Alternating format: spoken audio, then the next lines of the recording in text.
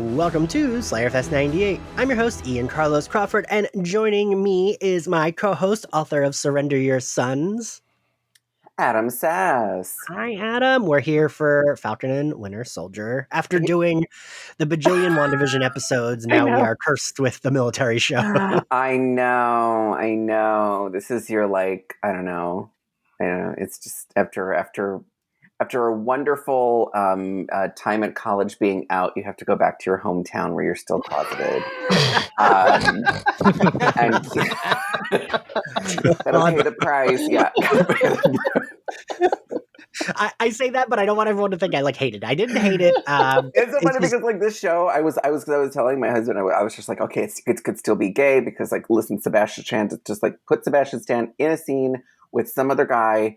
And he will have sexual tension with him. And then they fucking put him alone with almost no one else. And I was like, you did this on purpose. They put him with a woman. Yeah, I know. Right? This is female erasure. I know. I was very happy for her. He literally goes on a date. They were literally but he doesn't have chemistry with any of those people. They gave him straight haircut, put him on a date with this was unwelcome. Anyway, before we get more into it, do you want to introduce our guest? Yes, I would love to. Hi, today we are joined by three lovely guests. First up is fellow author. Hi, it's me, Brandon T Snider. Hi, Brandon. We have also got the beloved voiceover actor, Justin Fraction. Hi, Justin. Hi, Adam. And then last but not least, we have senior culture writer at Vox, Alex Abad Santos. Hi. Hi, everyone. So obviously we have a lot to say, so we're going to just jump right in. I want to get everyone's first thoughts at the top of before we get into discussion. Alex, what did you think after you watched it the first time? I thought it was fine. It was just aggressively fine. It was very Agents of S.H.I.E.L.D. with two bigger stars in it. And I'm just cool. I'm fine with Sebastian Stan going to therapy. Give me 6 episodes of Sebastian Stan in therapy. The Sebastian Stan therapy scenes did breathe the life into it that I needed. Because I love that actress, but I think she was bringing Amy Aquino. Yeah, she's great. Yeah. Mm-hmm. Justin, what were your thoughts after watching the first episode? I love military shows. I cried during NCIS. I watched Jack Ryan. I love this show so far. Yeah. Brandon, what did you think? I enjoyed it. I'm open. That's how I feel about all of these shows. I'm open to rolling story out in this way. I'm open. This is the first time that I realized from this very first episode that we've spent barely any time with these people. In the films, we just get bits and pieces. So I'm fine with just letting everything breathe and having, Bucky go to therapy and Sam chat with his sister about stuff. I'm yes, let's just take it real slow. We don't need to get back into some crazy cosmic drama. Just let's have a chat. I'm into it. And I'm sure that obviously things will heat up. Yeah, we did get some action beats, but I'm in. All right. So I'm 50-50. I feel like it's I feel like I definitely, this is not the vibe of a show I normally would pick up. But I do think that, this is something that I do think that would have benefited. See, now I'm going to be that WandaVision writer from a month ago and say, this is the show that maybe should have been dropped all at once, or do a few episodes at once, or something like that, because it ended up feeling more slight, but it was bringing up some really, really, really interesting stuff that we really haven't. I mean, we've spent so much time with Bucky and had not really considered a lot of this stuff about how he is reintegrated back into society, and a whole bunch of stuff about what it means to have had, people blip away for 5 years and then come back. It really is I think, touching on a lot of stuff that's like very important in the world right now, specifically like kind of making space for people. But it's and kind of the ways in which like I don't know, I was surprised the most to learn that these heroes are working in a gig economy, and that was very depressing. You know what I was going to say, that I thought I was watching it. The last time that I watched a show like this was Alias, that had these like actiony elements, this sort of like world traveling mystery sort of thing, and like I was really into Alias when it came out, and then I never replaced it with anything else. Which is like sometimes like after shows will end, I'll look for something that's similar, and so I feel like this is scratching like that itch a bit. Fair. That's fair. I'm like ragging on it, but I didn't like hate it. I thought it was good. I mirror what Adam says about this isn't the type of show I would have normally watched, because Alex, you mentioned it is a little bit Agents of Shield-y, but Agents of Shield had a little bit more like quips going on. And this felt very dry, which made it more realistic, I think. But it was just like I needed a little like I really liked when we saw the therapist and Falcon's sister. Like I thought those two characters brought in a little fresh air to the two of them. These are two characters, and this was something I was worried about. These are two characters that have been very dry ahead of this, and this was something where maybe before WandaVision, Wanda and Vision were two of the drier characters, and I think they went a little. I think they went a little left. They kind of zigged where people thought they were going to zag, and this feels like, oh no, we're just continuing to unbox these characters in a way that maybe is more expected. With them, because it is a little I was missing a wise ass in this. And I tweeted this before I watched the episode, and I said this to Justin, and this isn't even like, this is like a backhanded compliment, but I don't even mean it as a dig. It's just WandaVision was so intense with like, oh, you gotta wake up, you gotta watch it, otherwise it's gonna be spoiled for you, and there's gonna be, a big reveal every episode, and you don't want to spoil that. I actually do appreciate going into this that I waited until Saturday night to watch it, and it was fine. Nothing was spoiled for me. There wasn't really much to be spoiled. Even that reveal at the end, that was like a promo photo for the series, so it wasn't like a surprise that this other dude. Although I did get emotional for Sam, but like even that reveal wasn't. I felt like the biggest surprise for me was seeing Rhodey. Like I was like, oh. Weird that didn't get spoiled for me. Wyatt Russell in that outfit is like, this is like the biggest case of like, please untag me from that photo. Ever. Like Wyatt Russell is a good looking man. Yeah, and he's attractive. They made him look like the Six Flags man minus the glasses in that. Like he looks old in that. Yes, it's not flattering at all, which is rude. Because I didn't realize what actor it was, and then I saw a picture of him, and I was like, oh, that man is like actually a good-looking guy. Why did they do that to him? They really set him up in I don't know. He's Kurt Russell's kid, right? Yeah, this is Kurt and Goldie's kid. Yes. Yeah. And they did him very dirty. They did. Here's a question. Did any of you watch The Punisher? I watched season 1. Because this is sort of bringing me back to this whole show where, we're going to get some action, but then we also have to deal with the psychological effects that are happening inside of Bucky's head. And I like that stuff. So you know what? Justin, I think you and I did talk about this before, because I think you were like the only other gay man that I talked to about Punisher, because we both really liked it.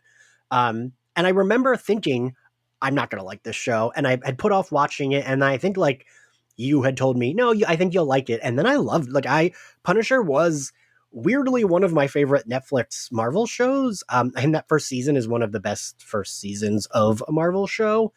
So again, I think there is a big chance. I think once the Bucky and Falcon meet in the series, I will be more into it. Because they'll lighten up.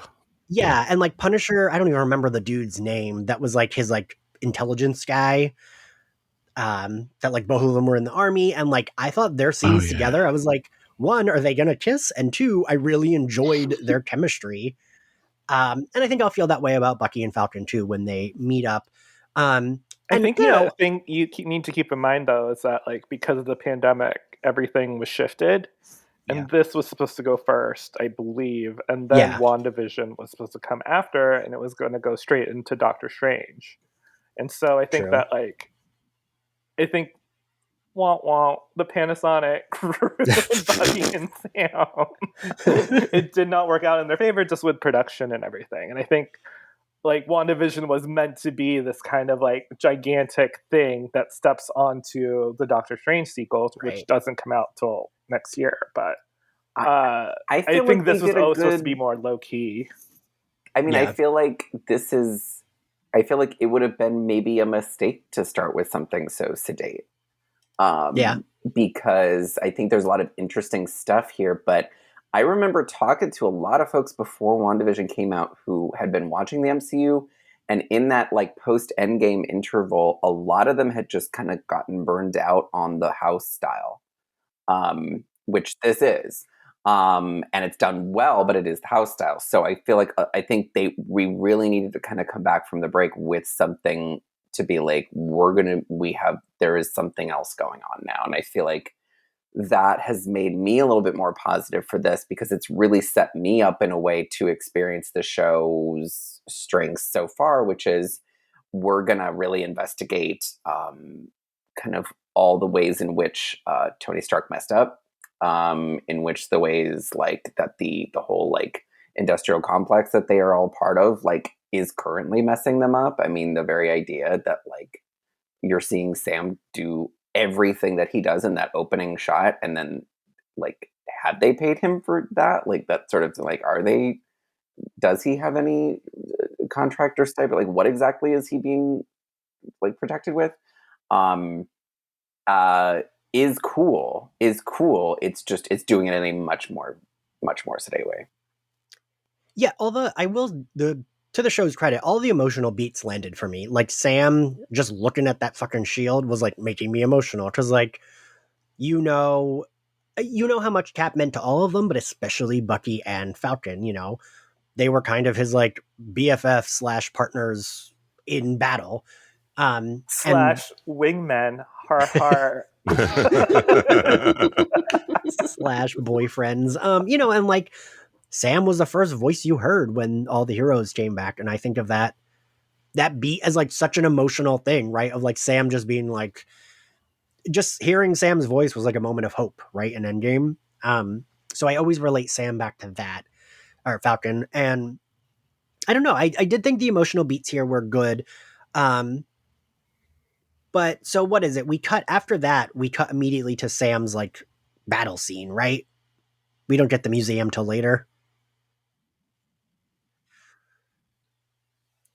So here's where I have a thing to say. I know that a lot of people on Twitter were saying that Marvel is very much like military propaganda.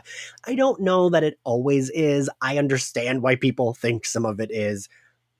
But this is like my big reason why I wish they had validated Agents of S.H.I.E.L.D. and been like, yes, S.H.I.E.L.D. is active again. Because the moment they're just working for the military, I think a lot about how Jessica Jones and Luke Cage in their like second seasons and moving forward, they had way too many police officers and they were just straight up cops. There was no like, ooh, superheroes or whatever. It was just like, they're a bunch of cops and we're seeing it from their perspective. And I can remember watching an episode of, I can't remember if it was Jessica Jones or Luke Cage, and I was a little stoned. And I remember thinking, why am I watching Law and Order? Why did I turn this on?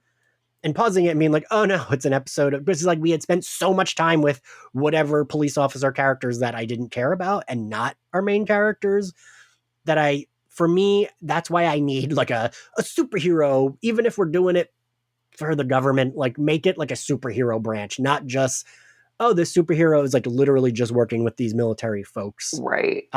Especially since I feel like not only living in society are we suspicious of these people, but Right. in the MCU we had a whole movie, The Winter Soldier, of which this shares a name, where every single military person was full ass not to be trusted. and was up to something else. And anybody, like all these people give me like Crossbones vibes.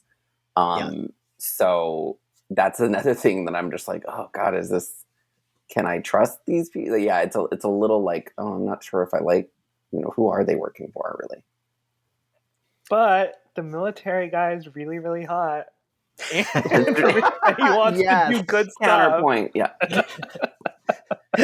Is the military guy, I get like facial, I like can't recognize people once they're in, like, was the guy that was like saying funny things from the Jeep, was that the same guy Torres that we see later? Yeah, that's Torres. Oh, see, I didn't even realize I was like, oh, we don't see that guy again. And then when you just said that, Alex, I made the connection. I was like, oh, that was that guy, because he is really hot.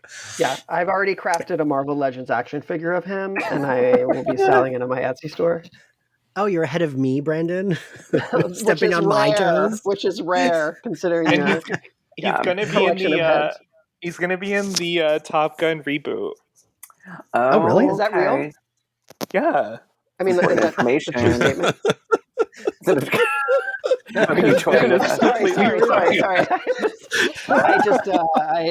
I'm randomly just jittery, decided I that. No, he was like super attractive, which is why I am very glad that he survived without a scratch, being body backslammed onto pavement. I really thought he was dead. He was like FaceTiming, like, yeah, I don't know, man. I'm like, you just got your spine was crushed. What are you on?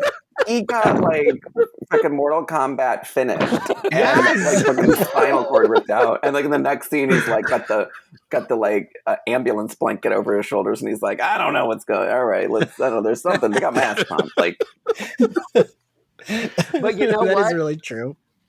Good, because he's gonna need that. He's gonna need that ability to bounce back. So also, I just kept thinking of both of these action scenes have a lot of murder in them, which is fine, but I just kept thinking, where's the Wanda's the villain crowd now with these two guys murdering people? Please be like toxic stan culture and be a Swiftie who's just like, if a woman killed this much. It's funny you should say that, because I find myself clocking like every little bit of like possible death sometimes. Like when he was like tossing people around, when Sam was tossing people in and out of helicopters and planes, I was like, who shoots opening? Who shoots? Do I see a shoot opening? And I don't know why. Maybe it's like there are parts of my writer brain that sometimes takes over, and it's like OCD writer. It's like it's like a ball of things that come together to make me really obsessed with details that nobody else cares about, I don't think. But for some reason with the death, I'm always like, okay, like, yes, that person exploded. Okay, so that's one thing. But these other people, they're just falling. Okay, so they could die. Is Sam aware? Does he trust them that they will do something with a shoot? I don't know. Well, because this whole MCU is very fond of like being like every life has a weight every time you take a life. Like there's a lot of like kind of finger wagging about that, but then like they kind of try to have it both. I don't know. I just like their little flying squirrel outfit. No, but I get your point. Like they also have been doing it in the movie. It's like they're like, oh, like they make it a point to be like, I guess when Hulk goes crazy, I think that's Ultron, right? When he goes crazy, and they're like, don't worry, they're like, don't worry, that building is abandoned. Yeah. The whole building. Yes. They also do this thing that I've also noticed where if people that do die, they will be somebody who has exacted some level of cruelty that is like slightly different than regular just villainy. It's not just like, we're going to kill the guy that is, with the villains. It's like somebody who has committed a specific act or done something that is, worthy of death. I don't know. I mean, you tell me. It's like a reverse Save the Cat. Right. It's like in Save the Cat, like it's just like, oh yeah, you like humanize this person by having them do something kind of like nice for somebody else or whatever like that. Right. But in this, it'll be like, this is like, they deserve it. Look, they did this terrible thing to a child. Right. Well, Right. it's kind of like when like Jurassic World, they were supposed to get us all on board with that young woman getting like absolutely like Right. murdered to death Oh by my being like, God. oh, but she was like really possessive over her fiance. she was really mean to him. She wouldn't let him have a bachelor party, so like she can get torn in half by pterodactyls. Yeah, so she's the only person to get like, Oh my God, I need to rewatch that. I have like no recollection of this Oh, woman. it's her brutal. assistant. It's like Claire's assistant, and she's like okay. watching the kids, and she's like, anyway, gotta go, gotta harangue my fiance some more, and then like the next time you see her, she's getting like dropped. It's like the into a pterodactyl picks her up while Yeah. she's like rushing the kids out, and then like throws her in the water, and then picks her up again, and then like they're fighting over her, and then the bigger monster eats her and the pterodactyl. It's like really, and it's like a 10-minute scene. It's Yeah, it's like a comedy bit.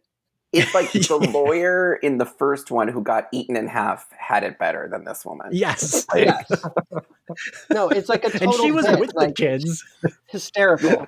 right, and it was just like, what is this? Like Yeah. we spent so much time. Like that was 3 minutes of CGI. Like that was so much money to have Yeah. like this woman get completely like dragged. Like it was a murder. Yeah. So we get Sam's action scene. I do think the action scenes, while I did clock all of the murders, I do think they're good. They're like well done action scenes. I do like seeing Sam get his own, because Falcon hadn't gotten a lot of his own stuff. It was like him with people. And I kind of liked seeing him be confident, know what he's doing. He's not really that. There's never a moment even where he's like faltering. He's kind of like, all right, I gotta do this. All right, the backup. All right, gotta go to the helicopter. We are introduced to Batroc the Leaper again, who I don't think is actually named that in the MCU, but that's his comic counterpart. He is looking good. And he is the only one that survives, right? He like jumps out of the helicopter as it's blowing up.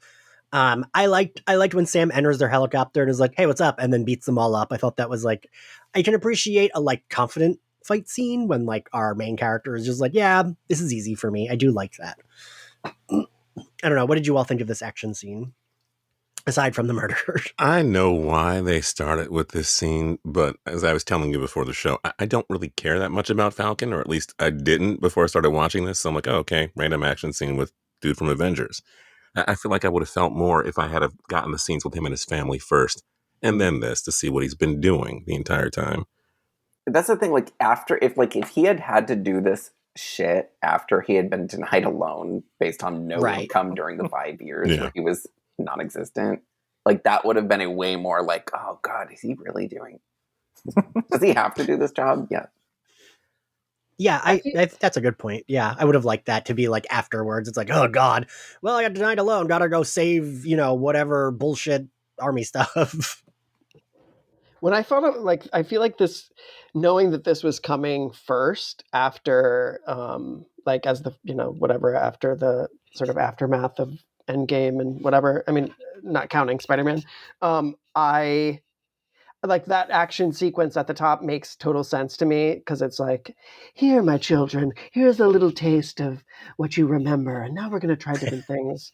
But I want to say, like, Red Wing. Did Red Wing squeak before? Which Red Wing being Falcon's little drone, or are we getting like a little squeaky little partner for Sam during this? Because he was squeaky.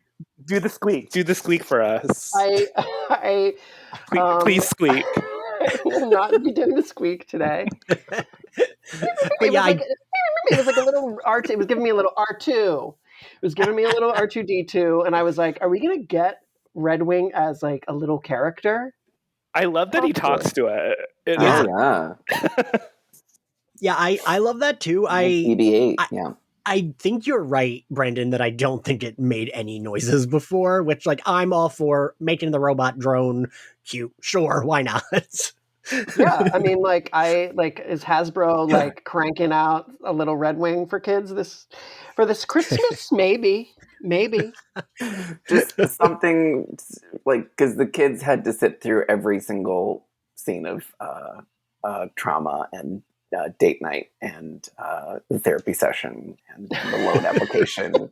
Give them the little squeaky, little floating one. I mean, if you want to get me on board with military propaganda, make a cute drone that squeaks like a bird, and I will be like, Yeah. yes, give me this Yeah. murder drone. I love Yes. this murder drone. Yeah, I mean, yeah, I agree.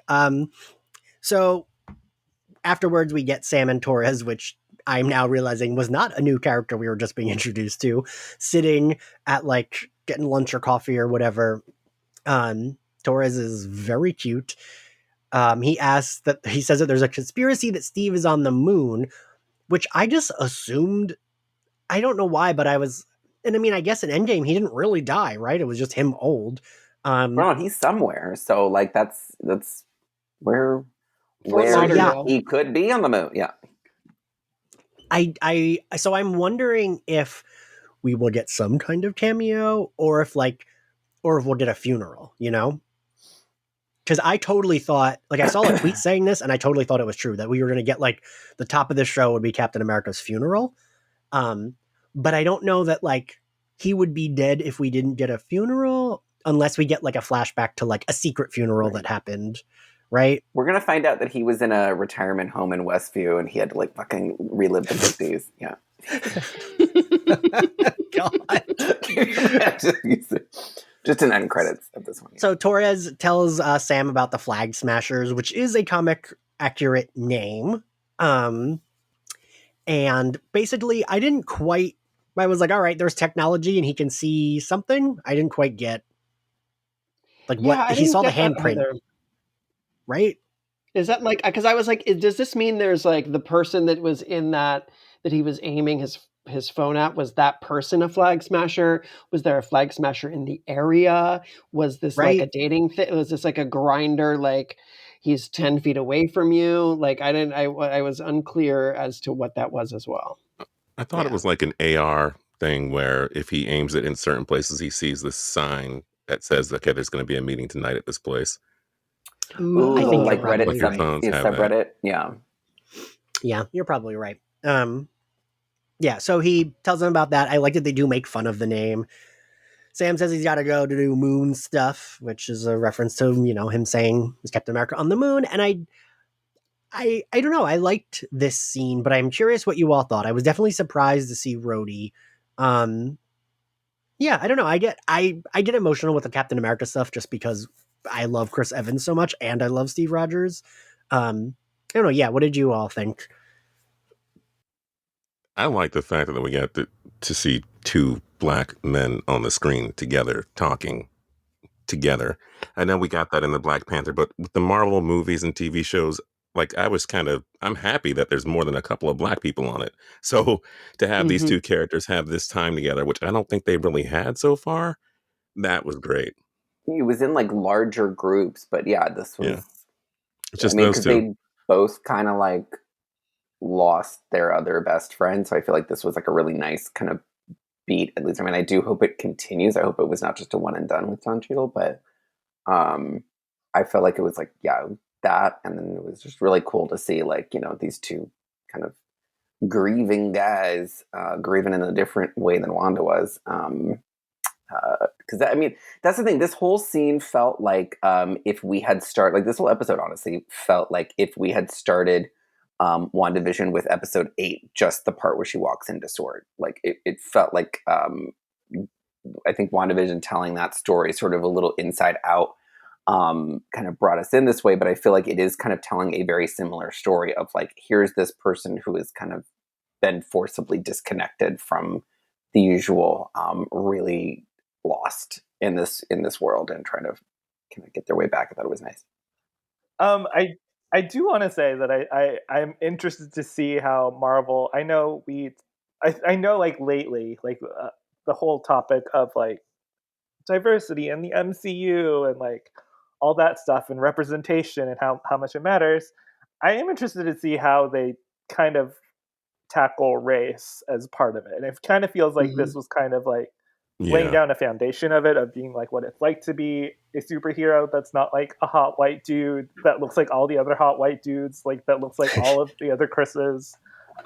and it kind of like a lot of the times has been left in the margin. So I think that there's stuff there, and it's also a little bit of world building. Like, does race work the same way in the MCU as it does in real world times? And is it as ugly and as kind of like sometimes as invisible and as sometimes as complicated as it is, or is it going to be more straightforward? And I do think that there's an opportunity there, and I hope that they do a really good job with it, because otherwise, yikes.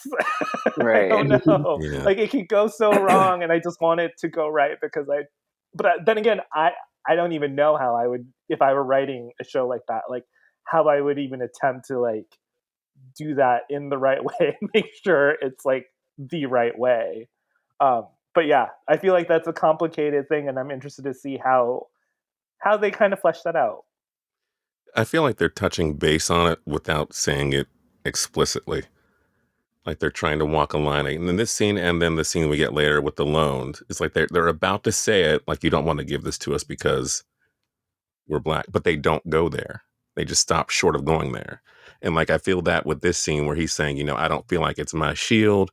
And I feel like Rhodey wants him just to do it, but he's not in a place where he thinks people will accept him in this role. So, Yeah. But they don't say it explicitly. They just sort of imply it.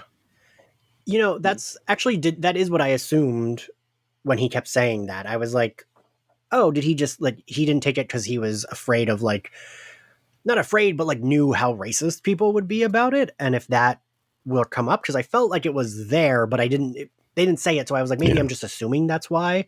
But that is why I kept thinking that's why he doesn't want the mantle, because like I felt like that was the reason why they brought Rhodey and War Machine to have this conversation with him. Of course, he has a relationship with Captain America, but there's just something about having these two characters be alone and go through this together that I think he was chosen for that reason. Also, we get a timeline here where this takes place a few months after the blip. Right. As opposed to a few weeks in WandaVision. So this is like after WandaVision happened. This is after WandaVision and probably at the same time as Far From Home. Oh, yeah, probably, right? I think a few months. Yeah. See, and I will, this show and WandaVision have already, I think, I didn't like Far From Home. That was like, so... I didn't like it either. Oh, I liked it. It was such a, like, it was too cutesy about the blip. And I know that it probably was, like, Marvel didn't quite know where that world would be right now. So it felt like, just put them in a different country on a school trip. And it felt so far removed from everything. But I think both shows have handled the post-blip world better than Spider-Man Far From Home did.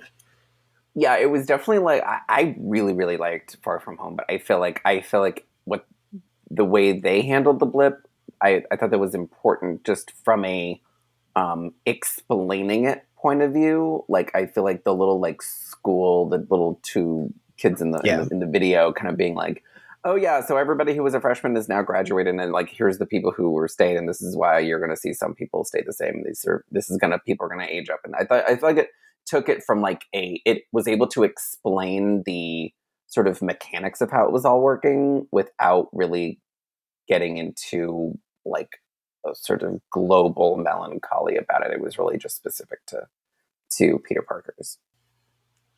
So I will say I got emotional when we see Sam once Rhodey leaves and Sam's by himself, and like he's getting emotional looking at Captain America's costume and shield in that like exhibit. All the emotional beats landed for me. And I definitely was like, fuck, just wear the costume, like smash that case, take that fucking shield because it's yours, he gave it to you, and fuck these people. But I understood his hesitance, or like why he was hesitant. I hope this is like setting us up for a moment like halfway through the season where he does go fuck it and takes it on. God, I hope so. Yeah. As soon as they put that shield in that glass case, I was like, they're gonna do him so dirty, and it's coming, and it's gonna like be really. And then when you get to the end, you're like, ooh, like if they don't deliver on the promise of Sam reclaiming that shield, then we're gonna have words. Yeah. Well, because because like we're already missing scenes of, that we've seen in teasers of like him throwing that disc everywhere into trees. So he's not done with it. So I think right now it seems like they're setting us up to be, there's this new fraud who looks like Mr. Six in the outfit, and he might be corrupt, and then it's going to be up to Sam to reclaim that. Yeah. At the start of the scene, they implied that they asked Sam for the shield. He did the right thing by giving it to them. So for them to go and then choose someone else, oh gosh, that's got to be brutal. Oh, I missed that, really. Yeah. Oh yeah, you're right, Justin. They did say that, yeah. So right after that scene, we get a Bucky flashback. And I didn't quite get... The murder here makes more sense, right? Because it's showing how terrible it was, and like we're dealing with his guilt of the violence that he did. And his kills here are brutal. He's like stabbing people in the throat. He's, breaking their necks, and he then point blank just shoots that man like right in the head. Like a bystander. Yeah. Well, I got the impression that man was like a scientist or something. That was like the person of interest Bucky was going for, is what I thought. Okay. What did you all think that too? I thought he fully was just like a witness, and they were getting Yeah. Me too. I thought he was just a witness, a bystander, because he didn't look like, because the way he was like begging for, like, he just really was like, I didn't see anything, that sort of thing. He wasn't saying like, oh, I knew. There was no sense that he knew someone like this was coming for him. That's true. Also, he was very irresponsible. He had a conference the next day, and he just wanted to go to sleep. And we've all been there. Like, that's like with the people that like on that list. Even the woman that he makes amends with, who is like a corrupt politician. Yeah, Marjorie Taylor Greene. Marjorie Taylor Greene. I was gonna say what? She was Marjorie Taylor Greene. Basically. Is that right? Yeah. Like Marjorie I feel Taylor like Greene told the government to take Sam's shield away. Is that what? Right. That's what happened? Right. She was like, get it and give it to this goon face. Yeah. The dirty bitch. I feel like they're crafting that list, maybe just in this first episode, but like so that there's like little like bits and pieces where you're like, well, he doesn't have to go to like a poor little old lady in a corner and be like, like the people that he's dealing with are either innocent or they're guilty, right? So that woman was like, to some extent, guilty. She wasn't just, I don't know. There's something about that I find interesting about the way that they're going about that list, and that there are blurred lines. Here is an innocent person who is connected to this person that Bucky is close with. And then here is this other person who you're like, well, she's dirty. So, but he's still got to make his amends. Like, it's still part of the process, no matter like if the person is innocent or guilty. Like that, I feel like that senator person was like, it's making amends to society because she was installed in this legit way that was like had shady underpinnings. But so Bucky wakes up from this dream on the floor of his apartment. He has no bed. I love that he has no bed. Because Alex tweeted about this and was like, men think it's okay to sleep like this. And I really was about to clock you, Alex, but then you clocked yourself with the next reply of like, but I would kill to sleep on a floor with Bucky Barnes. Yeah, I don't care about lumbar support. There was something. Isn't this like a familiar sort of like military thing where like they were like, I was yeah. He's so used to sleeping in random places on the floor that he only feels comfortable sleeping there now. Yeah, I can't imagine this like little angry man being like, I'm just gonna get my soft pillow. Like I thought it was the meme when you see someone's like that meme of that dude who has like a mattress and his room is trash, and they're just like, if you walk in here, the D is gonna be bomb. That's absolutely confirmed. Bucky is the top. Yeah. What does that imply for Steve? I mean, this is world building here. I will tell you what it implies for Steve, because my headcanon is Steve is the perfect verse. He's like 100% actually verse. He's willing to do whatever Bucky wants that day, or whatever Tony wants that day, or whatever Thor wants that day. I feel like Steve is a guy who like high fives you, and then like in the middle of the high five, he will interlock his fingers with yours. So intimate. Stop it! No, it's like you're late. No, this is making. I'm so sad he's gone. Yeah.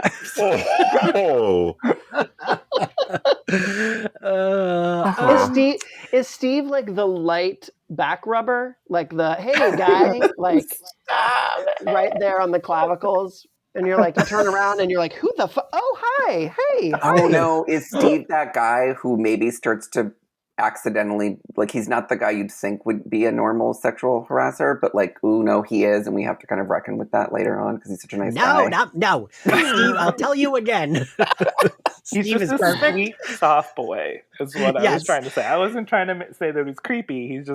It's just very soft and No, it does seem like Steve would be the affectionate. perfect person to later on we all go, well, we need to have a reckoning with this. And there's a whole camp of people who are like, no, he's Captain America. You don't talk about this. I am people who's yelling, no, he's Captain America. We're not talking about this. But so I really did love the scene of Bucky with his therapist. I was like, shit, I would watch episodes of like this therapist having different superheroes on her couch every episode. And like we get that's what the superhero's talking about in flashbacks and whatever, but like that would be cool. I would be very into that. I thought this. Wait, one of you said you know who this actress? She's been in other stuff. Oh, I'm Amy Yeah. Aquino. Listen. She's mostly plays a judge on stuff. She's been around forever. Okay. She's great. She does not take crap. Yeah, No. she is very good in this. And I appreciate that she calls him on his lying immediately. She's like, well, I've been seeing you long enough that I know you're lying. And then it's like, give me your phone. And it's a flip phone.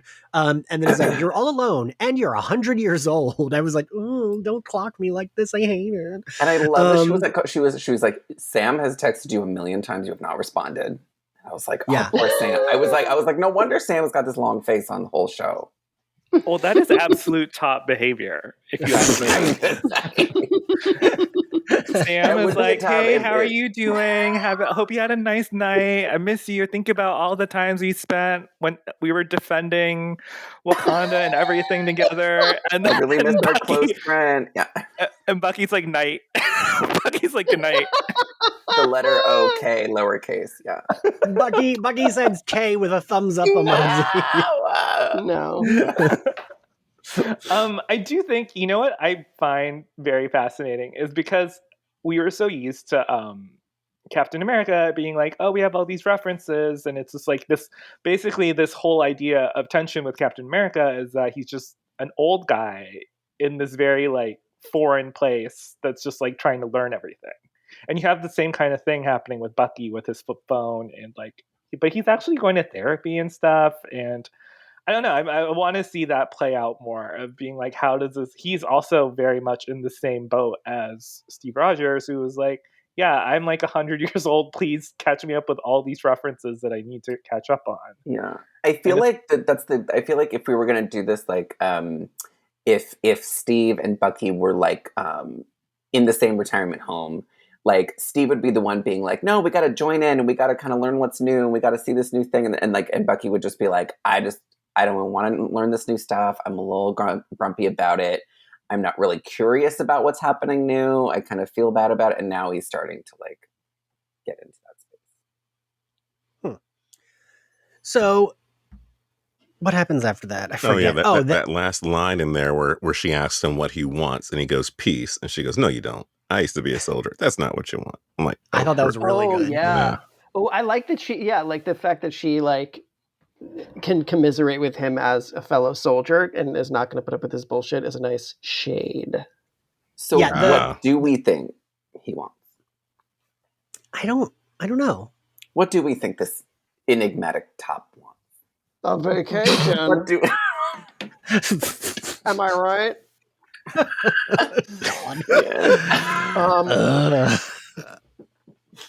I don't know. I would. A 2-bedroom.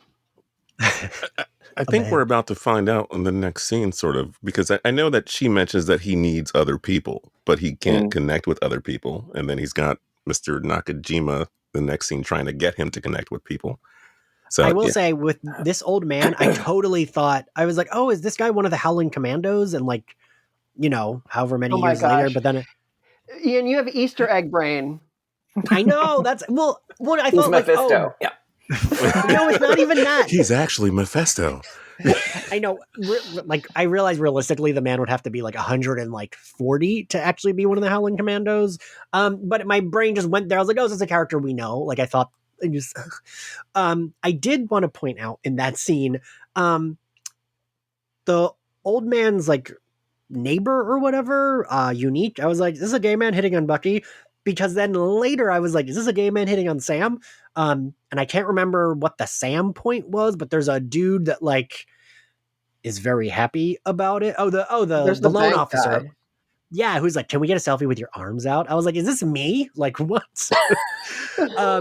So I hope that there is a lot of that because they are two very attractive men who would definitely Gay be hit on. neighbors? You hope that there's Well, like he does some like more. sort of sassy gay neighbors named Unique. Which when he was like, "My name's Unique," I was like, "Wait, what?" And then it just like it was like such a throwaway sort of moment that I wanted to be like, "Wait, come back here, Unique, come back here. I want to know where you're going with this." Yeah, he was being a little precious about no. Here's how you here's my name and here's the little thing about it. And then I actually did like Bucky with this man. I thought it was very cute seeing this like older man and this like younger guy, but this younger guy's actually older than him, kind of just like being friends. I found that very charming. Well, right, yes. Yeah. Up front, it felt very charming because it was like, oh, they're just like friends. That's why I was thinking like, oh, is he a Howling Commando? Because Bucky doesn't have friends. He's not even talking to Sam. And I thought this was like a guy from his past that he was like, oh, we've known each other for 100 years, so we're cool.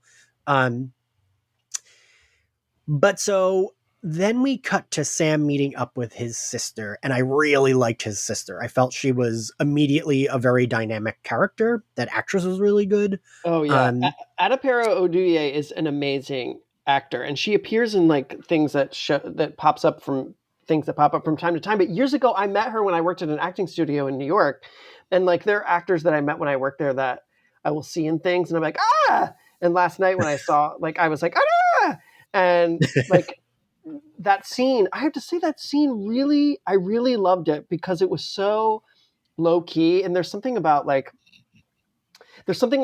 when actors are given acting while completing a simple task that gives a weight and a power to the scene. And the fact that she was there doing her thing and working while having this other conversation with Sam, like there was a power in that I really liked, and I felt on a deeper level. And so with the way that she as an actor and as a character navigated Sam's energy in that, like that, I think made it my favorite scene, actually.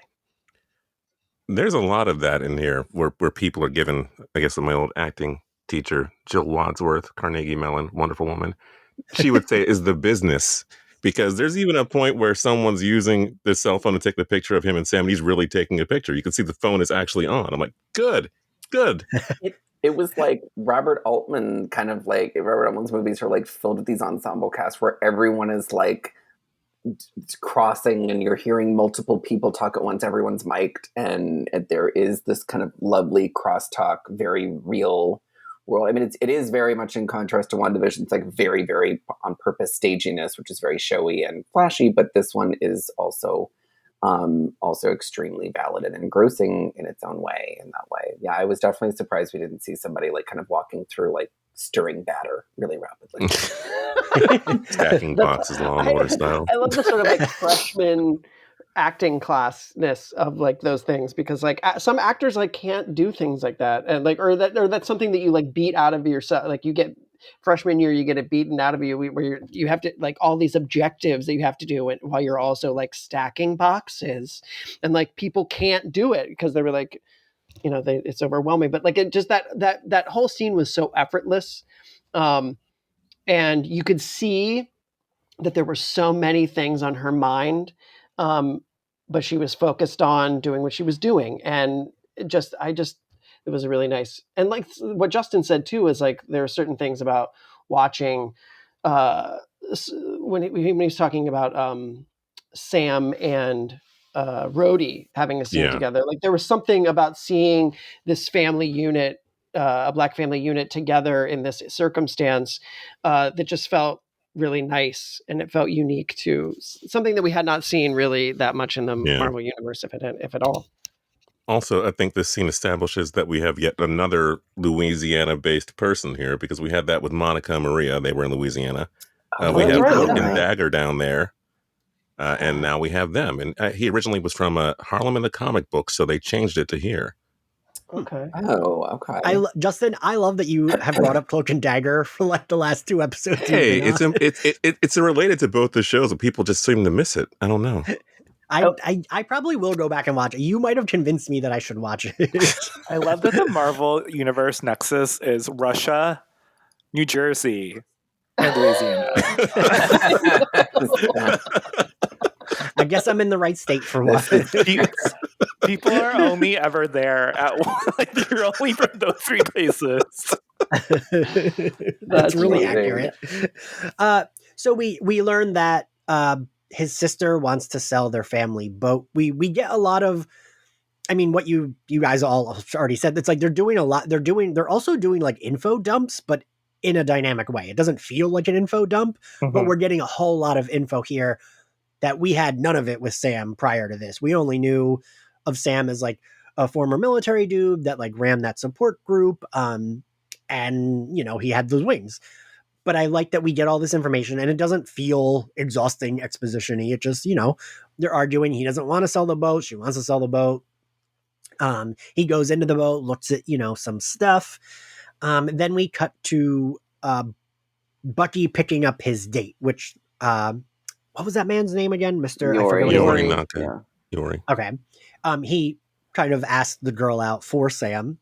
And I kind of assumed, which I guess isn't true. I was like, oh, people know who he is. She knows who he is because he's like part of the Avengers, but like, not really, right? No. I mean, like in the context of that universe, he wouldn't be like Falcon would definitely be more famous than he is. Doesn't he wear like a face covering normally? So ever since he got good, but then he had like that kind of crazy long hair and the metal arm, but it sort of like covered it up. You couldn't really see. Plus, he might have like, Ian's like face blindness. Yeah.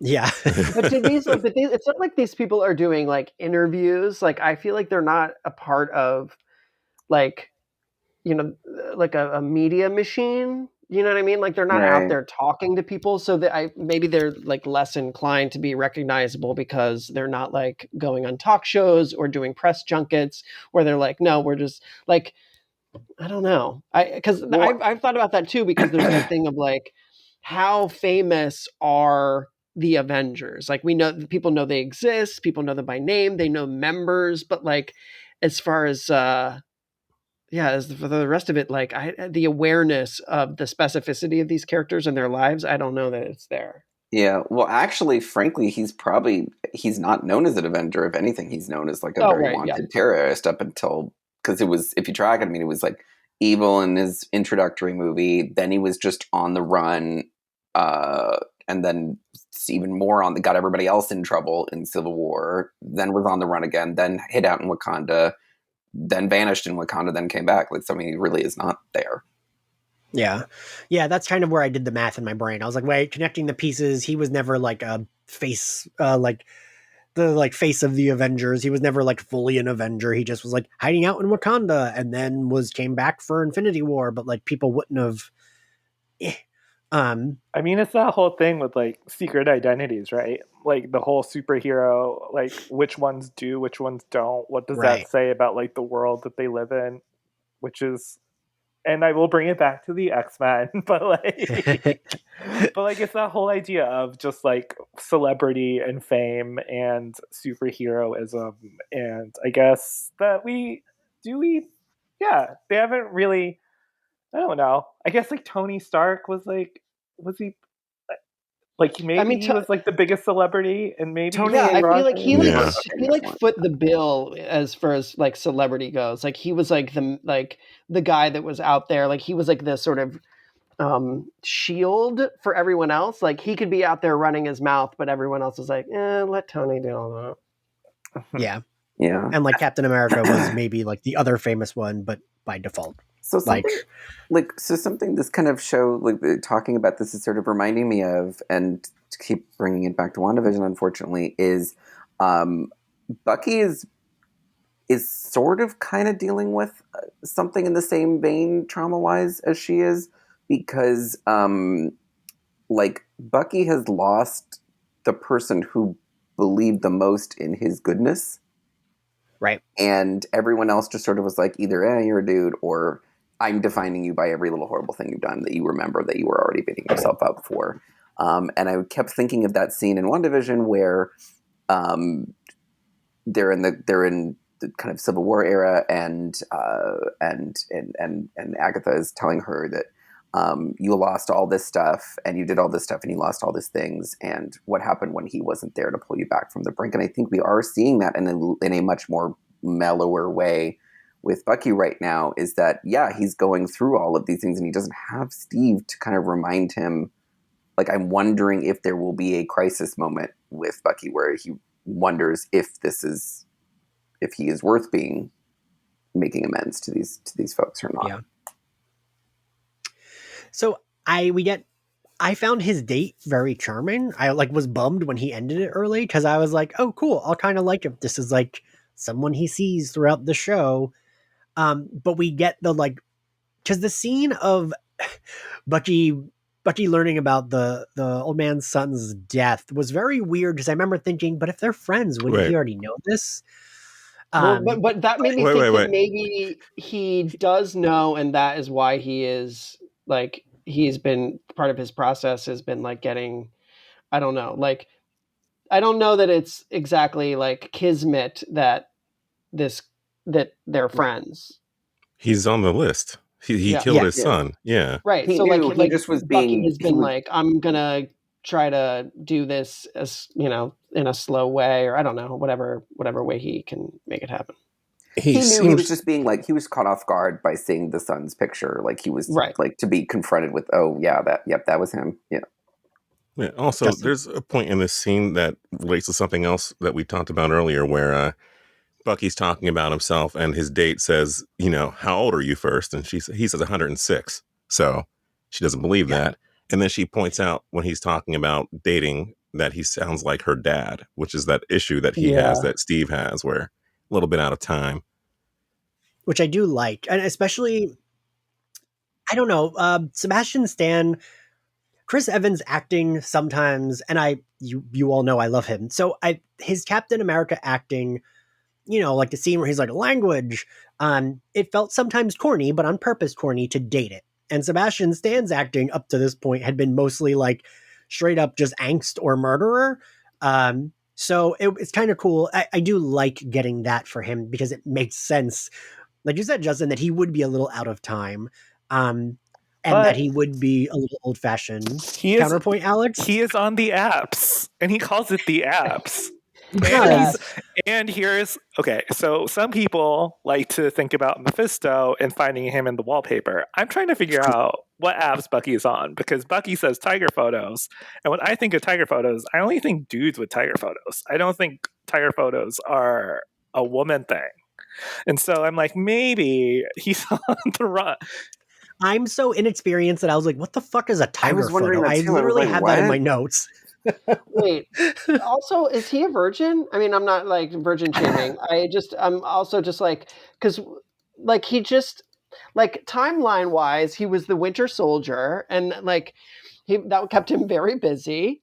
And then he got deprogrammed, and then he got blipped. Has he had any time to do? No, I would assume he had some in the army, right? Yeah, that's what I assume, that Steve was a virgin, but I don't assume that Bucky is, because I feel like when we meet them in Captain America, that first movie, Bucky is the more charming one, bringing dates and whatever. Right. We got two girls. Yeah, so I assume that he's good, but it has been maybe 80 years. He does have a vibe that he's been around the block, but I just was he's got that new good choking arm. He's ready to go. So she mentions the son's death again, the waitress, and he just leaves. And I was like, damn it, Bucky. I like this, because I thought their playing Battleship was very charming, and just drinking. I was like, oh, this is a cutesy date with I don't know. I got a thing to do. I liked that. And then when we get him running to the Mr. Yuri's house and he opens the door, we immediately see the picture of the son. And I will admit, I got like a little emotional. I was like, oh shit. Like I gasped. Because I don't know. I mean, I should have, but like I didn't make a connection there at all. Even when Mr. Yuri was talking about his dead son, I didn't like connect it at all. I just thought like, oh, this will be something Bucky will avenge maybe. And that's what I was thinking when he left the date. I was like, oh, is he going to go like murder whoever killed this guy's son? But like, no, it was him. I mean, And what, again, he gives him money. Enigmatic top behavior, showing up to someone's door, expecting them to be in the middle of the night after one date, that you weren't even on the person with, that you went on a date with a different person, show up at someone else's door, expect them to be like, hey, what's up? How's it going? And then being mad that they're surprised to see you. Alex. Enigmatic top. So we cut back to Sam and his sister. They're packing food and they're telling the kids that they're going to be going. They're talking about their meeting. Those kids are so bored by their arguing. They were just ready. They're just trying to get them out of the house so they can play video games. They were like, our Switch is waiting. Will you please wrap it up with the boat stuff? Yeah. Wrap it up. That Switch is in my room, charged and ready. So then we get the Torres scene, which I was like, wait, isn't he good? Like I didn't realize he was, because I didn't realize he was the army dude. I thought he was like strictly tech guy.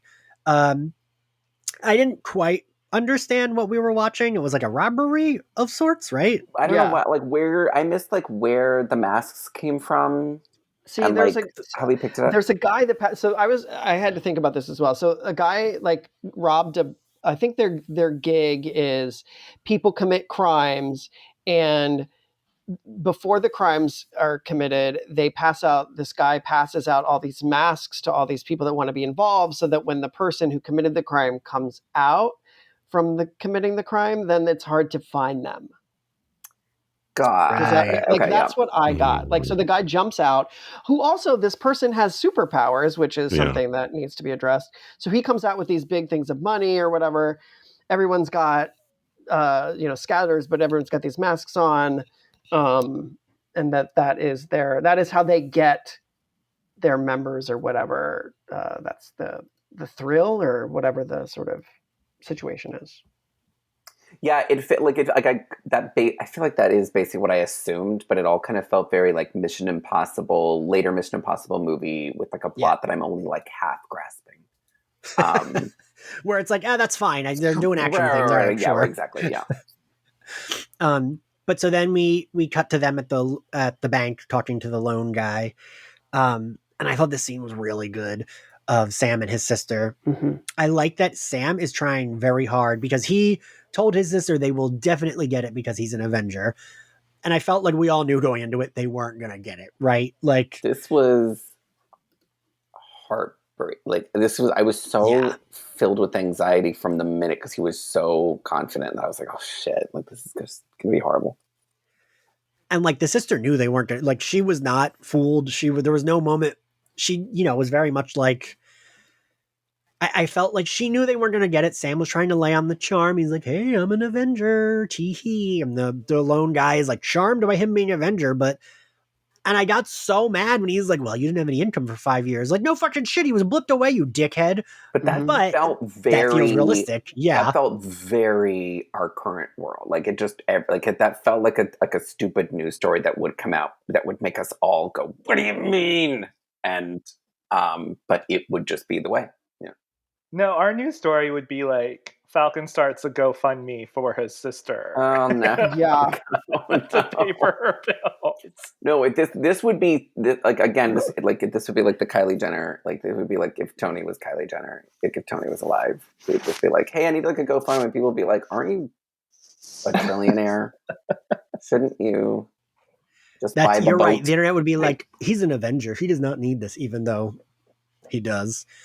It's very what people think of authors because everybody thinks authors are rich, and they're like anytime they encounter like a financial hardship, they're just like, well, I mean, you and J.K. Rowling are rich, so why don't you just like go back to your... I've I've had people be like, "Why do you have your job if you have your podcast?" And I'm like, "What do you mean?" Well, I mean, you were in Entertainment Weekly, so why don't you just retire on that money? Yeah. That means I'm very rich.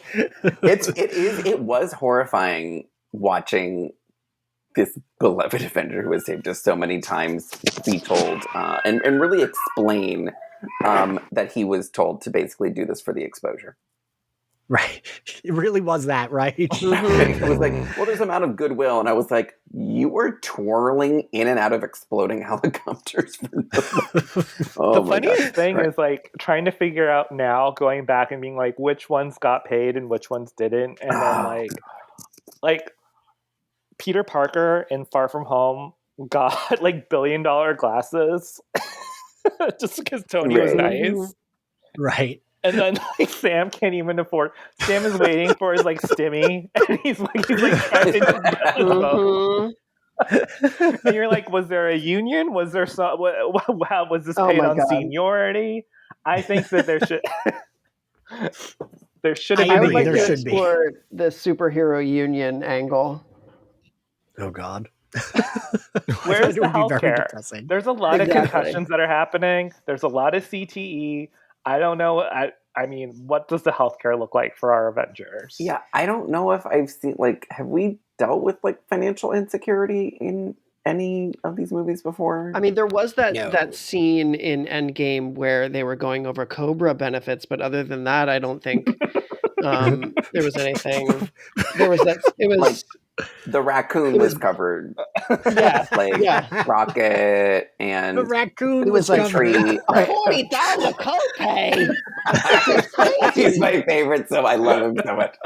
And no, you give that raccoon some benefits. Jesus Christ, you people!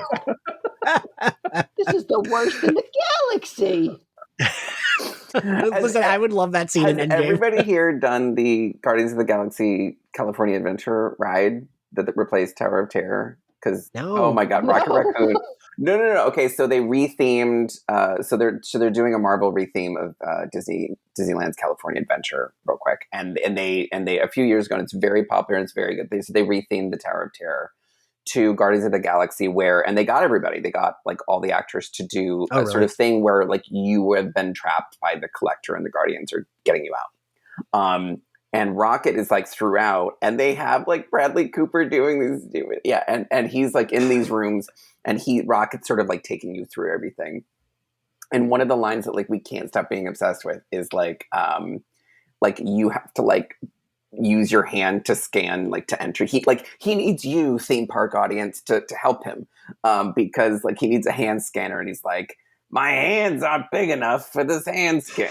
Like, so he's just, it's the stupidest thing that they spent $1 billion on, but it's very delightful. And everybody, when they open up, should go visit. Is this a pyramid scheme? It is. I mean, listen, with the money I'm making from it, I could retire tomorrow. So I just need 3 of you to get on board. Yes. So I also liked the lone dude's line of, didn't Stark pay you while he was around? My condolences, by the way. I thought that was a really good line reading of like, I'm being shitty, but then I'm going to try to like say, oh, I feel bad that he's dead. And this was a moment when I actually didn't mind going back to Tony Stark because I'm a little tired of everything going back to Stark, but I liked this being like, no, that rich asshole didn't pay all the Avengers. Like, I thought that was like learning that. I mean, we knew Tony was like kind of a dick. Sam is not grieving Tony. Right. Like, yeah. Sam is Sam's like, I'm good. Those condolences. And then when they're storming out of that bank, I thought the tension there because, I mean, what did you say the actor's name who plays the sister is, Brandon? Adapero Oduye. She is so good, and if she's playing it pissed the entire time because she knew what the outcome would be. Sam insisted it wouldn't be that outcome. Then they got that outcome that she knew would happen. So she's like, I'm not, like, she says to him, I'm not doing this again. We're not doing this. I already came to terms of selling the boat. Like, just shut up. It's almost like she's not pissed. Like she's just impatient for him to get to the part where they don't help. Yeah. Yes. Like, yes. I have to say it was nice to see her not be angry, because I was like, please don't make her angry. Like, please don't, like, and it was nice to see the tension and the conflict not rise to that place. And it just, that's what made it, like, there was a truth and a simplicity to it that didn't have to get to, we are having conflict and tension now. yes. Because I like that the scene kind of ends on what he says something like, "Oh, you're gonna do me like that?" And she just walks away with the box and is like, "Yep." Well, And like she's not yelling at him, but like, yeah. Oh, go ahead, Justin. there was a moment which refers back to the show touching on race without actually saying it, where Falcon's saying, well, can't we get a loan from the government? And the guy's like, yeah, well, if you had gotten back from the blip at the beginning and came to us at the beginning, then yeah, but things are tighter now here, so we don't just give them out. And she says, things always tighten around us. And I'm like, there she goes. Do you think that Sam was just thinking that, like, because she knew what it was, right? I don't think she was like Sam. I can't decide if he was being naive or just thought like maybe his Avengers pull would, because I can understand thinking your Avengers-ness would have some pull in a situation like this. I couldn't tell if he was just naive or like he was like, no, like I know that this happens, but I am like associated with Captain America, so they'll probably be. Yeah, I couldn't. Yeah, that was his whole plan. He even said, people just sort of do things for us, And the guy's like, take a picture with me, but I can't help you. So he finds out about Torres. They have that where Torres is mostly fine, even though, like you said, Adam, they did like Mortal Kombat finish him. I truly thought that character was dead. I was like, not only do they break his spine, but then he smashes his fucking face. We're back to zero Latinx characters. Like, he was just like, oh, God, he's fine, just a little shook. Yeah. Fine. Oh, no big deal. My back was broken, my face was smushed in, but he hit cobblestones. Yeah.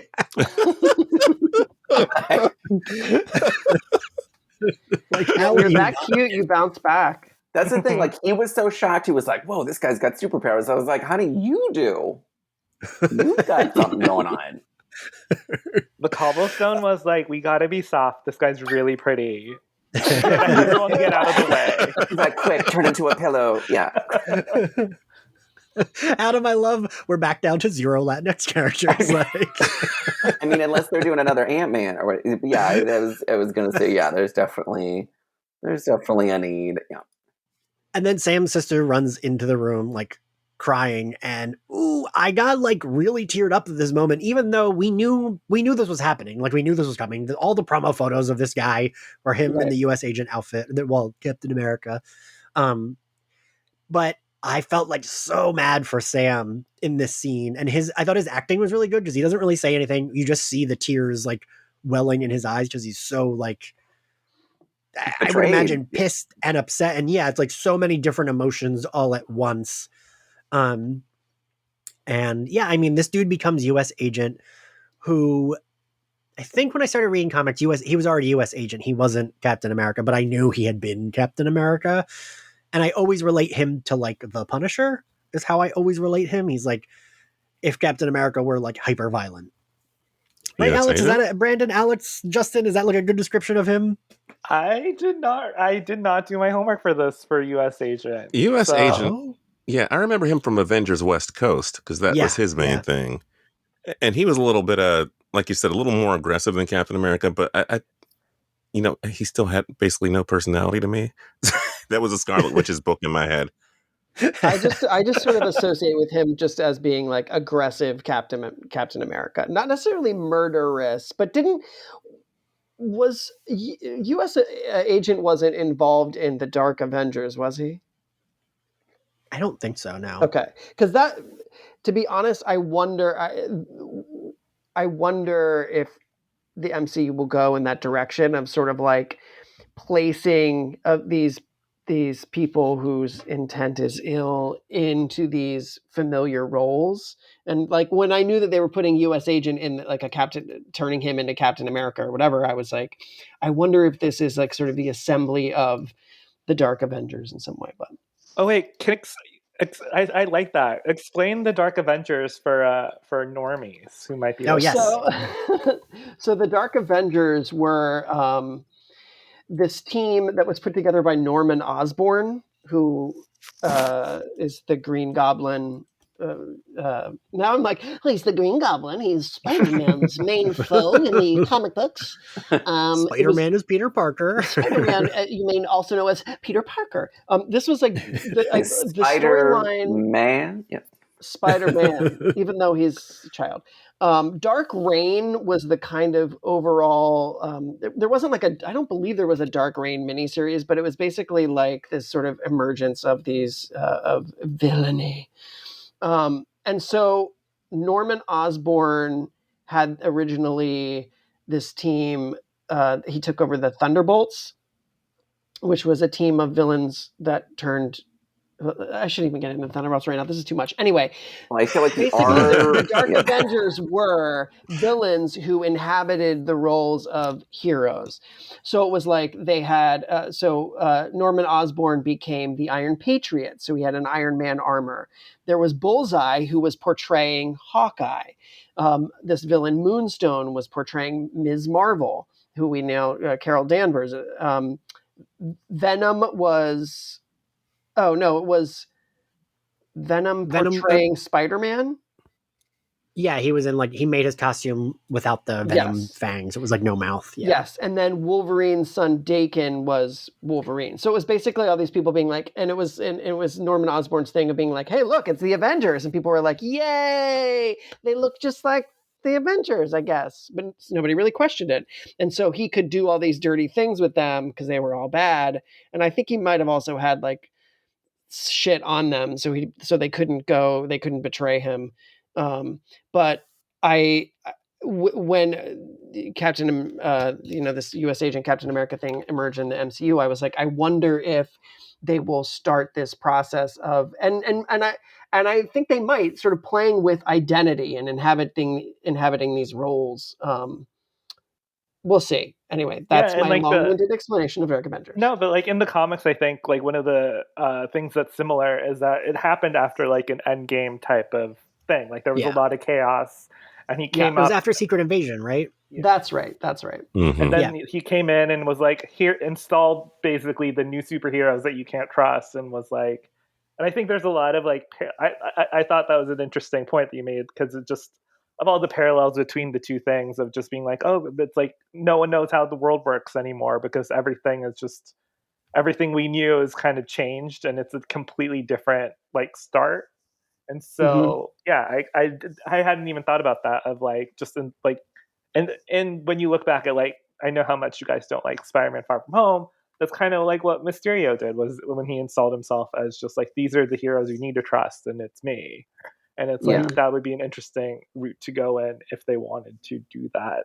I love that they're going in this direction, because I think especially right now we're talking about the way America really thinks about itself and thinks about and invests in symbols in a very shallow way, the way everybody has sort of really been about Captain America without realizing that Steve, what made him great was that he was continually, every movie he's going against whatever the company line is. And I think now that they're that, it's what they've always wanted, is a Captain America who will toe the company line, who will sign the Sokovia Accords, who will go in there and not question the Insight program, thing after thing after thing. And I think Sam is that person. And so hopefully we are now setting up. U.S. agent, you mean, right? No. But I think Sam should be that person. Sam is the person who will get in there and think more. Oh, to be, yeah. And I think he's the one who should be Captain America, because I think there are these, he had the thing Steve has, which is to think way more critically about who he's around, who to trust, what he's about, that sort of thing. He was the one person who did not need to be super convinced to join Steve during the Civil War movie. Yeah, and so I did Google while you guys were talking. A U.S. agent was on. Apparently, I didn't realize there was more than one version of Dark Avengers, and U.S. agent was the leader of one of them. Okay. A version that I didn't know existed, that had more C-list villains as the heroes. So we're here at the end. Favorite scene, Justin? It would be Rhodey and what's his face? Falcon walking through the What's his Smithsonian face? together. That was just the way it was lit, the blurry outside from the anamorphic lens. It was perfect. Also, there was a picture of Bucky there too, which they flashed on for a while. Oh, I didn't even see that. Yeah. Brandon? I will say that I liked the scene with Sam and Sarah. I mean, I love the action stuff. I love the big stuff, but like I really do like act scenes where like people are just acting and doing their thing, and I thought that it was like so nice and comfortable. Yeah, I really liked it. I like the scene on the dock. Alex? I also like the Sam and Rhodey scene. Just like the whole like beginning part of it, like when Sam's speaking and it's like a close up of Rhodey and like how he's reacting. I thought I loved that scene.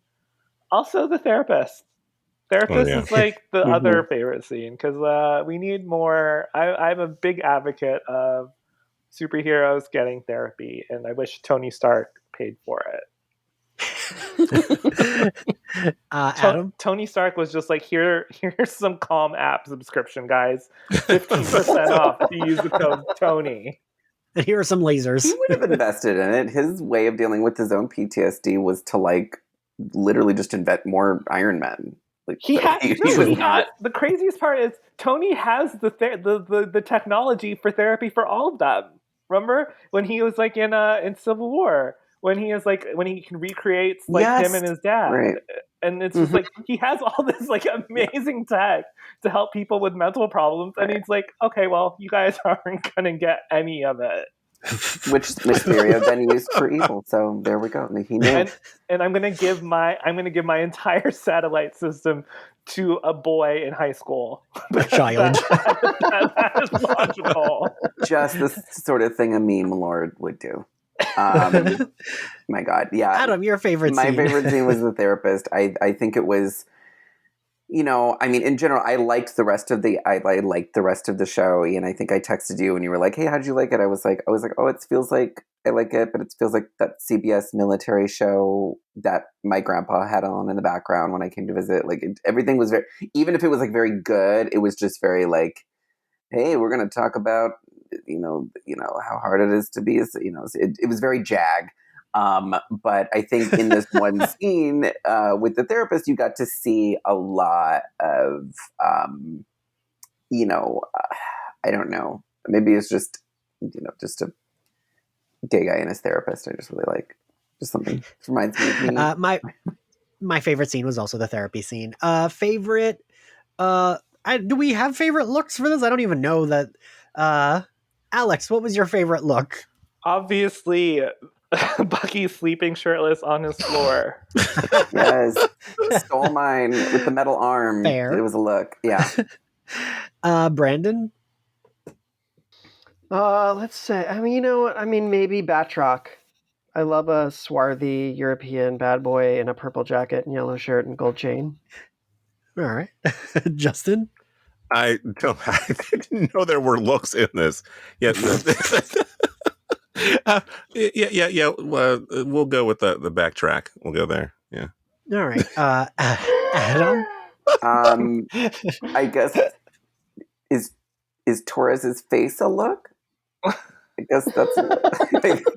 Sure. Sure. I don't know. Everyone's just wearing a boy jacket. I don't know. I will say I liked Bucky. I felt like his look was sleeker for this Bucky's look, and I liked that. I actually think the haircut works on him. I think he looks good with the long hair, but I think he looks even better with the shorter hair and the scruff. Really doing it for me. What we want... Whoop, I just slapped my microphone. What we want to see moving forward, Justin? More Bucky lightening up and interacting with Falcon. I want that. All right. Alex? I want to see boys kissing. There's so many hot, good-looking dudes on the show. I want to see two boys kiss. Well, Brandon? Well, obviously Mephisto. No, I like quiet moments. I mean, I love my action beats, but give me that I want to dig into all that, all the real stuff. Adam? Echoing everybody else, but I would really like to see, especially since we know that therapist has military training, I'd really like to see one of these appointments get like interrupted with like a firefight, and like she just like immediately whips out and just starts joining. Ooh, I would like I that would too, Adam. love Now that's what I want to see. See? Ooh. Like she gets in, like she's just like, well, I'm just this motherly care. I'll just don't, you can't get anything by me. Hold on, like she just starts attacking. Yeah. But that's a good, you know what? That's like a very interesting possibility, because you never like when I feel like, yeah. I mean, like Yeah, people like I mean, putting people around Bucky who are also sort of like minders. You know what I mean? Well, because that's the thing is like I think Bucky is so dangerous, and they know he's so dangerous. I feel like they wouldn't be. I feel like they'd be like, "Hey, why don't you go alone into this?" Or like anybody who is left alone in a room with him in an official capacity has to be able to overpower him potentially. yeah, I mean, yeah. I want to change my answer to your answer, Adam. But so what? My answer was for the faster superhero action to be a little bit faster, because I felt like we just need a little bit more plot. But I think that's totally what we will get. I think it needs more emotional stakes, because right now it's just a little like there's a guy, he got taken, got to get that guy. Like it's not it doesn't feel desperate enough. Right. I mean, I think the introduction of this new Captain America will be the forward movement for the show. Yeah, I'm sure. So I think that we will be like as much as I joke around about Bucky and Cap being boyfriends who like to kiss. I mean, when he finds out that someone else is wearing the Cap outfit, he's going to be as pissed as Sam that that's his friend, and you're doing that to a unit to his uniform and everything that Steve Rogers stood for. And I kind of can't wait for that, because he'll probably be shirtless again and having a nightmare. You're wearing my boyfriend's shirt. Take it off. They're gonna need comforting, and why not comfort each other? I mean, with their bodies. Grade, Brandon. B. I mean, I don't know how to grade. I mean, like a B. It was like I enjoyed it. It wasn't incredible. It didn't blow me away. I liked some of the moments, so I will say a B. Okay, Justin. I'm going to give it a B too. I also thought it was interesting that I didn't feel like this episode was too short or too long. It was perfect. So I guess that means I didn't want more necessarily. So B. Fair. Alex? Yes, a B. A B is good, I think. It was like, I think it's fine. I mean, Adam? I don't know. I keep having in my head all the like C's you gave those later episodes of WandaVision, Ian, and I feel like we're just like giving it just like the superior grade. Wait, you gave something a C? I feel like he gave the finale a C+. The later episodes you gave a C? The last two episodes weren't my favorite. Yeah, they weren't mine either. We talked about that, yeah. Yeah. Well, they are my favorite, but here we are giving this episode that's... I feel like you're grading on a curve. Yeah, okay, so anyway. I haven't graded yet. Anyway, now that I've set you up, Ian, I'm giving it a B. I give it a C plus / B minus. It's on the cusp of there. It could go either way, but I thought you all would convince me either way, but I have not been. I'm still like sitting there. You want to put it on us? Okay. Yes, so I put the blame on all of you. Me. Thank you all for joining us. Thank you all for listening. If you like Slayerfest 98, you can find us on Spotify, Apple Podcasts, YouTube, and other corners of the internet where you find podcasts. You can find us on social media at SlayerFestX98. You can find us on Patreon, where you can support us, which helps keep the podcast going, gives you access to monthly mini episodes of this podcast and a monthly mini episode of our sister podcast, My Bloody Judy. And if you want to follow me on social, I am at ENX Justin, where can everyone find you? I am at JustinCentric or JustinPossible.com. And Brandon? I am at Brandon T Snider on social media platforms. Alex? I'm at Alex_ABADS on Twitter, but Twitter is a hellscape. I'm completely maintain this, and you should not go on it if you don't have to. Adam? You can find me on Twitter in the hellscape at the Adam Sass, and you can buy my book, Surrender Your Sons, wherever you buy your books. All right, and we'll see you all next time. Bye. Bye. Bye. Bye.